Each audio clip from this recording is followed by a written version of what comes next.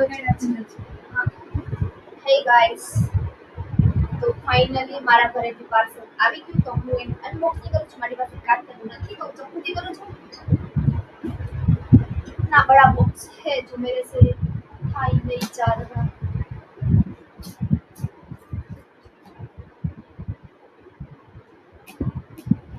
यार चप्पू ही क्या हो गया?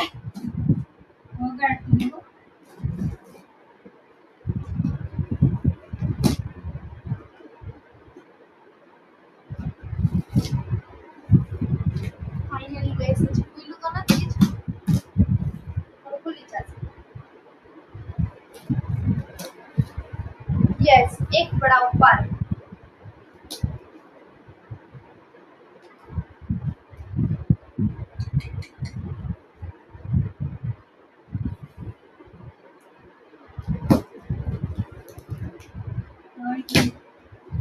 यस बीजो बड़ा उपहार.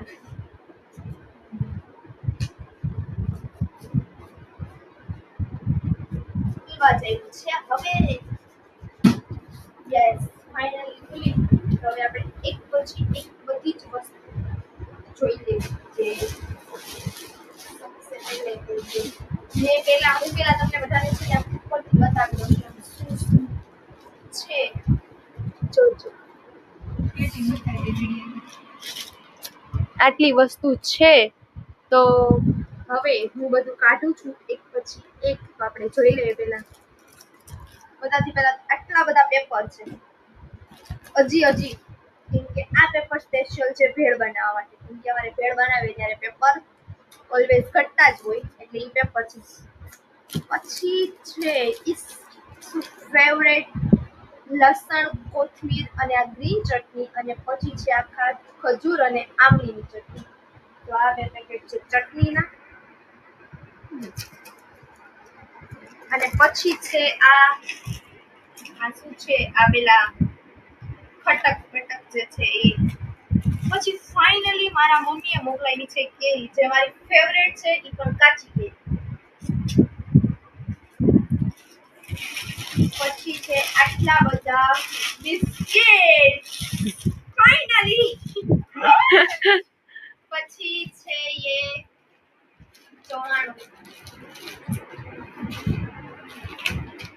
और ये जो पैकेट में है वो मिक्स भेल છે જે ડાયરેક્ટ બનાવશું ત્યારે પણ અમે તમને જરૂરથી બ્લોગમાં બતાવશું. પછી છે બહુ બધી ભાખરી, મસાલા ભાખરી, મરી ભાખરી, કેટલી બધી ભાખરી છે જે ખાસ મારા પપ્પાએ મોકલાવી છે. એ મને ખબર છે. બતાવું એક મિનિટ.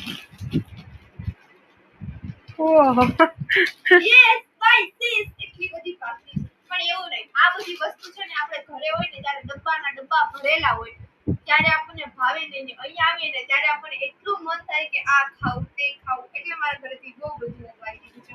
અને આ છે ઇટ્સ માય ફેવરેટ. આ વાઈગુ મને.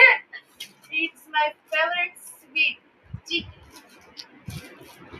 પછી છે ये થોડો ઘણો નાસ્તો. આ છે બિંગો અને આ છે ચાટ પૂરી. પછી છે this is ચણા દાળ ભૂલાઈ જાય આ લેવા. અને આ પાસ્તા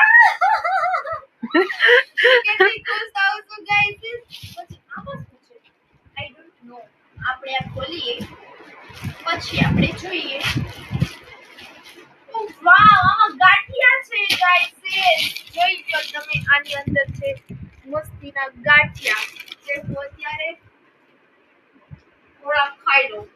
કેમ કે ભૂખ લાગી જ હોય અહીંયા હોય એટલે. પછી છે વટાણા.